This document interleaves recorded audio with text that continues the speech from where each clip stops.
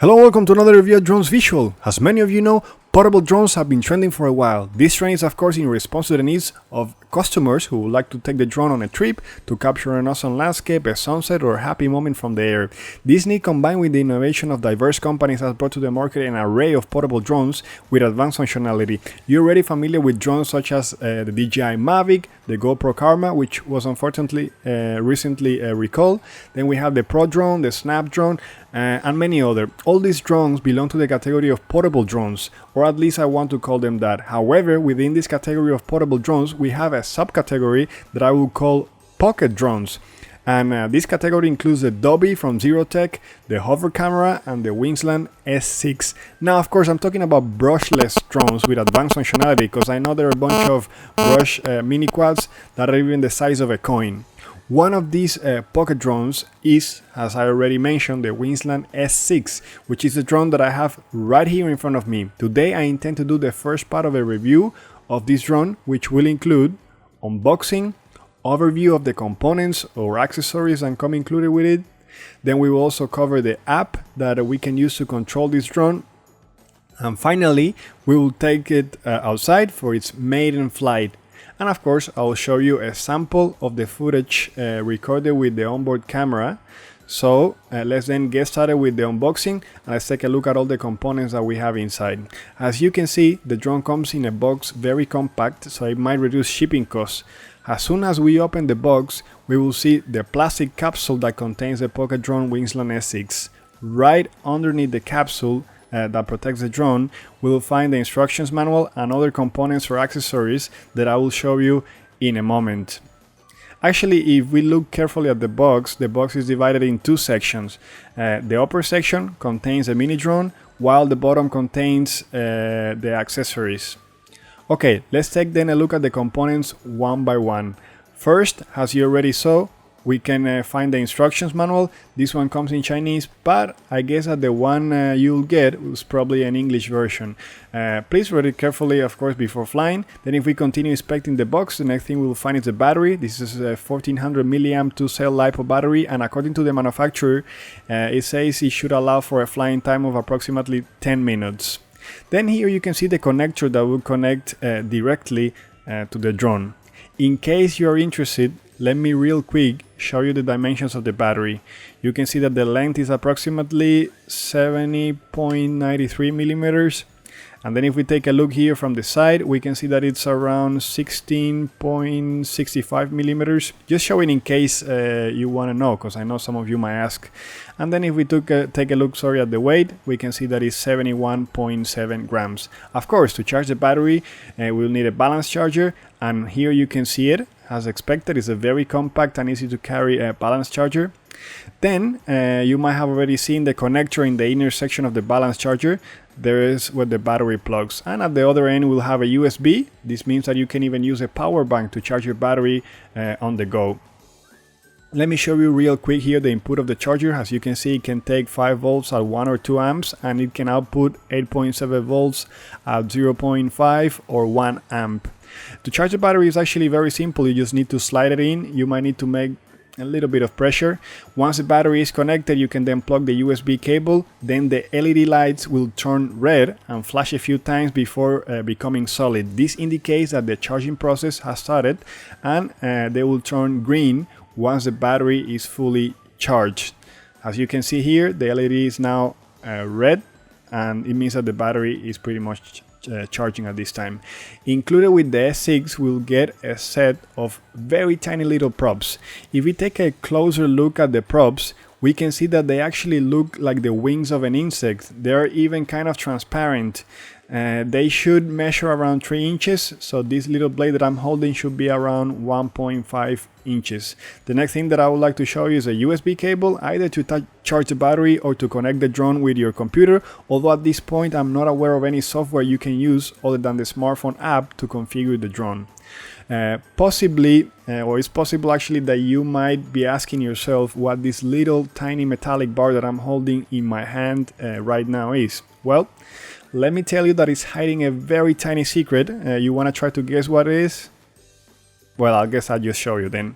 If you actually unscrew the upper part of this little metallic bar, then you'll find a tiny hex key that you can use to replace the props of the drone when you need to do so.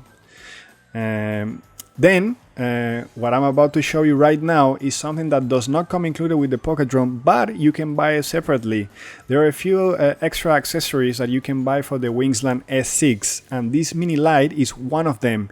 In future videos, I'll show you a little bit more about it. Here you can see better how this tiny light looks like. It's so light that I think it won't be a problem for those brushless motors or for the battery at all.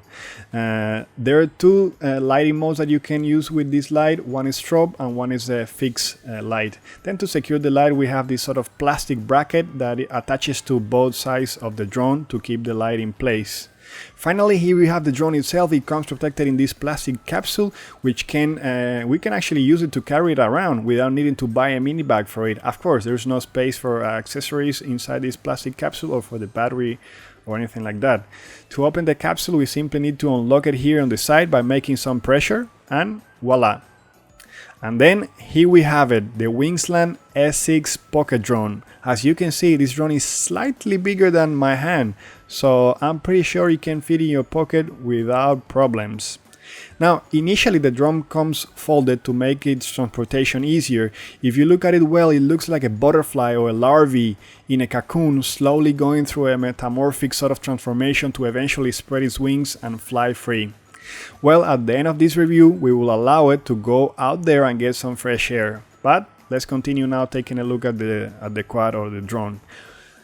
What we're gonna do next is basically unfold the arms of this mini drone. To do this, we simply need to grab them underneath and then pull them carefully outwards until we hear a click. You'll feel when you have actually fully extended them, because basically they cannot extend any longer. If we examine carefully the bottom of the drone, we'll see a sort of like a guard or a lock that will prevent us from overextending that little arm. Once we have completely deployed all four arms, then we can proceed to unfold the props. We simply start rotating them in opposite directions until we feel that they have snapped in place. I think it's gonna be hard to miss that. Although the props in these drones are already correctly placed, it's a good idea actually, and I encourage you to double check that they're on the right motor. You know, it's important that you check that. If you would like to change the props at some point, just make sure that you use a tiny hex key that comes included with the drone. The Wingsland S6 comes equipped with a 4300 kV 1106 brushless motors, and they look awesome. At least to me. You know, according to Wingsland, they should be able to propel this drone at a maximum speed of 8 meters per second. Then under each arm, we'll find a sort of like a rubbery cushion that acts as a shock absorber during landing to prevent any damage to the components of the drone. And if we take a look and move to what is the frontal section of the quad of the S6, we'll find a tiny little camera. The Wingsland says, the company Wingsland says that it will allow us to record 4K video. This camera has a CMOS sensor of 13 megapixels, and it allows a maximum aperture of 2.2 and a field of view of 117 degrees, if I recall correctly. At both sides of the camera, we'll find LED lights, which should help us, you know, when we're flying in low light conditions. The design of these lights is really minimalist, and I think you can barely see them basically. Then on there we have this sort of stripe. I think it's just decoration, but it might be hiding some optical sensor. I don't think so. And then right next to the camera, we'll find a tiny LED light that you can turn on or off through the app to take photos or record video in low light conditions. If we take a closer look at the surface of the S6, we will see the ventilation duct. Under this duct there is a fan that cools down the flight controller and all the other components, and then right under, let me show you here with more details, you can see the connector where you can connect the tiny LED light, the searchlight, or any other extra accessories. Notice this kind of like nice curvy design here that allows you to basically fold the arms and the props easily into place. And then if we take a look at the lateral section, we will notice some sort of ventilation openings that could help cool down the battery, because that's more or less the battery compartment right there. Then next to the rear section of the drum, we will see a sort of a dark piece of plastic a dark piece of plastic, I'm going crazy here, that I don't think houses any important components under it. Then under the quad we will find another ventilation duct to supply the minifan inside with air. This minifan basically cools down those critical components that I mentioned before. Right beneath it we'll find a group of sensors. Two sensors are basically ultrasonic sensors, and the one in the middle is an optical infrared sensor. They could help the drone during landing and flying indoors. And then on the rear section we'll find another ventilation duct that could refresh the battery compartment. And then right beneath it we'll see the button to power on or off the mini drone. Taking a closer look at the rear section of the S6, you will notice that there are also a couple of LED lights on both sides of the battery opening. Those lights are very tiny, and I'm just wondering how they would sort of perform during the night. And here of course is a compartment for the 1400 milliamp battery that comes included with the drone. Casting some light inside the battery compartment reveals the connectors to connect the battery here on the left side of the chamber. One thing that I almost forgot to show you is basically the USB connector here on the side, followed by a slot for a micro SD card that I assume comes included with the drone, but I'm not completely sure. Now I would like to provide you with some important information about the Wingsland S6 that I have not mentioned in the video yet. The S6 uses a dual GPS system that connects to GLONASS, the satellite system. Then the frequency that it uses to connect with our smartphone is 2.4 GHz, as we need Wi-Fi to connect, and then it transmits video with a maximum resolution of 720p to our smartphones. The control range of this drone should be approximately 100 meters, and that's of course also the maximum altitude that it can reach. The application to control it should be compatible with iOS 8 and above, and with Android 4.4 and above. And you can pretty much switch between 4 different flying modes using the application and some other intelligent functions such as follow me mode, auto takeoff and landing, auto return home, 360-degree photos, 360-degree flips, and so on. Although I have not tested these functions yet, I will test them in future videos, but they should be available. Now let me show you real quick how the S6 looks once all the arms have been extended, so you get a better view here. The next thing I would like to do is basically cover the app. The app that we'll be using to control the drone. To install it is very simple. You just have to scan the QR code on the instructions manual, and you'll immediately be prompted with the download page. Then of course we can proceed to download the app. Once we have downloaded the app, we can go ahead and install it in our smartphone. So press next until you basically reach the end. I mean, you can read all the information that the app is showing you. That might actually be helpful. By the way, the good news is that the app is completely in English, not in Chinese. When the installation completes, we can then open the app. And something really nice about this app actually is that it comes with a simulator that you can use to get a taste of how it feels to control the Wingsland S6. I recommend that you give it a try, although it's a little bit buggy. The simulator can actually get you acquainted with some of the important features of the app that you need to know. So it's nice that you give it a try. I mean, it's not a bad idea. So what I want to do next is then cover the app's main interface briefly. If we start here by the left, we'll see this button here to connect or disconnect the drone. Of course, you won't be able to disconnect it while it's flying. Then next to it, you can switch between flying modes right here. And then if we move one step more to the right, we will see the satellites that the drone is receiving at a given moment. Next to it, you can see the strength of the signal. And if we continue looking here on the corner, we'll see obviously the battery status for the drone. It's 100% in the application, but in the simulator. But then here we have some other extra options that I will show you later. These are the joystick controls. It activates or deactivates the joystick. I think these are some of the smart functions like that I will show you later also in a different video. And then down there you have the accessories. Reset the application, auto takeoff and landing button. Then if we move here a little bit to the left, this is what the so-called radar of the drone. And then if we look here right on under the takeoff and landing button, we'll basically see, vertical speed, horizontal speed, and stuff like that. And then if we move completely to the left, we'll basically find the auto return home function, and then some controls to control basically camera settings like the shutter, and the resolution of the video and so on. Now let's take a closer look at some of the settings here on the right. We can see over here that we can select between 4 flying modes so far. I have only tried the beginner mode, so I won't say much about those. Then those other modes, but I will try them later. I guess you can get what they do just by looking at the names. Then under, if we look at the other option here that you can see right under, let me move, okay. There are some other settings that we can check, and you can basically activate the so-called sensitive mode that it seems to allow you to control the drone just by moving your phone. And then right under you can select pretty much between mode 1 and mode 2. So basically you switch the position of your throttle. Then the next option here, you can see that it helps you set how sensible the controls are. You can see that the sensibility of the screen controls are pretty high now, the highest, but the responsiveness of the drone is low. This is a great mode for video, so you might want to keep it that way when you're getting started flying it, but once you become acquainted with the drone, then you can change it. Then underneath you can see some other options to activate the home return mode in standard mode. I haven't tried that yet, so I'll talk about that in future videos.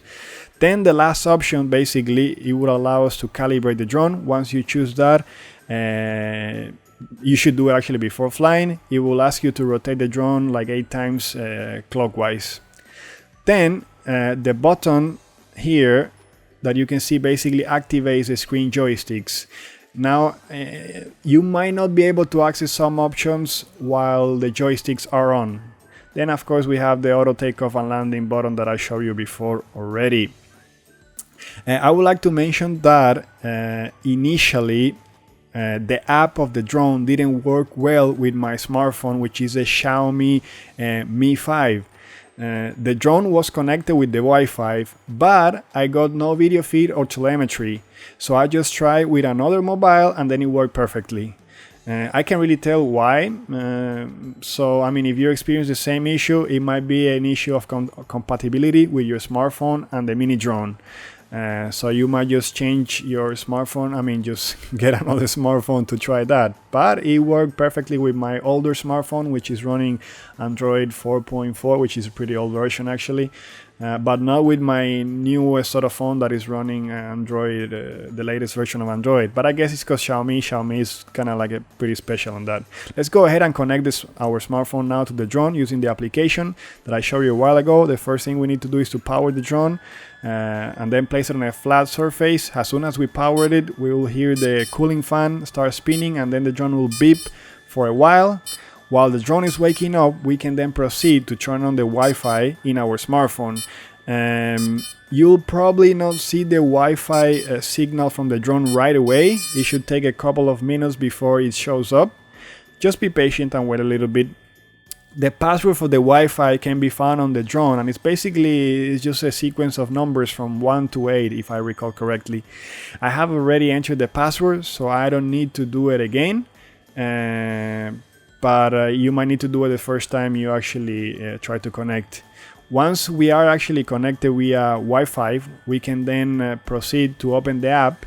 And when you open the app for the first time, chances are that the application will ask you to update the firmware of the Wingsland S6. I think it's a good idea to do that, so just go ahead and press accept as soon as the app asks you to do a firmware upgrade, and just wait for a little while and the application will do basically everything for you. Through the whole update process, the Wingsland S6 will start beeping. It will continue to beep for a while, and this is normal. You should not worry about it. Just wait for the update to finish and don't power off your smartphone or the drone, because only God knows what will happen if you do. Once the update process is completed, you will see a message asking you to restart the drone to finish the process, and then you just press OK, and go ahead and restart your drone. Now I have already restarted the drone and connected it once more with my smartphone. So let's go ahead, then open the app. In the app, you need to go to the fly section, which is the button in the center. Then as soon as you enter the fly section, you will see right away the video feed from the drone, and you will get some telemetry as well. This is good news, as now I know that everything is working as it should, and I'm one step closer to going outside and flying this little fellow. Then of course, now the drone is connected with the app, and then we can change all kind of settings that we want here. We're not anymore in the simulation that gave us some restrictions in terms of what settings we can use or change. We can, for example, go to the video resolution or the photo resolution. According to Wingsland, you should be able to record video with a resolution of up to 4K, and then you should be able to take photos with a resolution of maximum resolution of 12 megapixels. And then, of course, you can activate or deactivate the LED light next to the camera, and there are many other options actually that you can access once you are using the app for real and not just a simulation. Now it's finally time to go outside and try this little fellow. I think you need to get at least 8 satellites to fly it in GPS mode. I must be in a very good spot right now, because I'm getting up to 14 satellites, which is really good. I mean, as good as I sort of can wish for. So I expect some decent flying in GPS mode. To take off, we simply need to press the auto takeoff button, and the Wingsland S6 will unlock these little motors and will quickly take off. Just make sure you don't have any people around, especially when you fly for the first time, to avoid accidents. Initially, the S6 goes up to 4 meters, but of course you can obviously control that with the screen controls on your smartphone. This little fellow seems to be keeping his position well enough. I mean, no wonder when it's getting 14 satellites. Something I'm noticing is that there's some variations in the altitude. I'll get the camera a little bit further later so you can see it better from afar. But yeah, I think that being connected to 14 satellites is certainly making a difference. The next thing I would like to do is to show you some sample of the footage recorded with the camera of the S6. I didn't realize that actually I was recording in Full HD. I wanted to record in 4K, but well, you know, I just recorded in Full HD. Surprisingly, the footage does not seem to get a lot of vibration from the motors. The camera must be well shielded. You do see some movement when the drone attempts to correct its position or altitude, but this looks amazing, at least if we compare it, for example, with the Hobson H501S. I'm liking the quality of the footage, to tell you the truth. I expected much less from this little camera, which is pretty much embedded in the body of the drone. Also, the fact that the camera allows you to record in 4K can allow you some more room to work with the footage in your computer later. I mean, you can do some cropping, stabilize it without necessarily losing a lot of quality. In my next video, I will try to upload a 4K footage from the camera, as I know that I just recorded now in Full HD, but so far I say the performance of the camera seems decent. Here you can see how the S6 is keeping its position like a rock, and it does not seem to really require any adjustments from me. It feels like I can trust it enough to take it for a longer flight the next time. In my next video, I will try to see how good the auto return home function works, and to see whether all those advanced features work at all actually.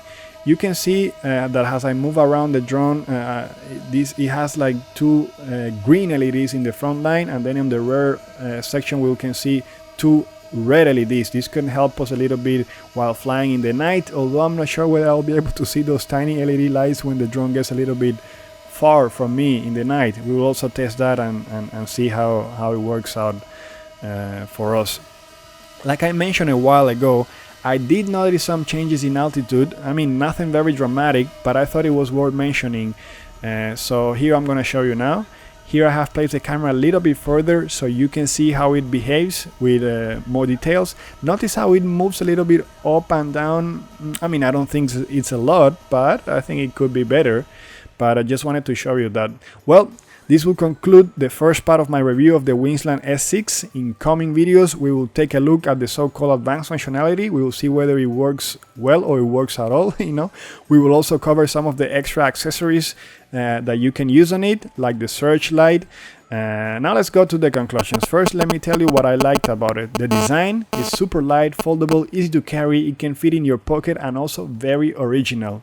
It can be controlled 100% through your mobile phone. The GPS can get a lock on up to 14 satellites really quickly, at least on this spot over here, you know, and it does it pretty quickly. I'm not going to list the advanced functionality now as an advantage because I have not tried it yet. I'm happy with the camera though. I think it can handle vibrations decently to some extent, and it should be able to record 4K, although I still will test that also in the next videos. I mean, the quality is not mind-blowing, but it's definitely better than some other quads that I have tried. What I didn't like about it is that it did not connect to my first smartphone, and that kind of worries me a little bit. I use the Xiaomi Mi 5, which is running a decent, recent version of Android. I'm not sure why. The flying time seemed like, I would say around 7 minutes, which is less than the 10 minutes that the manufacturer advertises. Then there are certain variations in the altitude while hovering, and the price might be a little bit steep. I mean, around $360, so it's a little bit pricey, but I mean, this sort of compact technology, you know how it is, it tends to be pricey. Okay, if you find my review useful or you would like to correct anything that I have said, because sometimes I do say stupid stuff, don't hesitate and drop me a comment and I will reply. And if you're interested in the topic of drones and would like to get the latest news directly from China, please subscribe to my channel. I hope to see you all in my next video.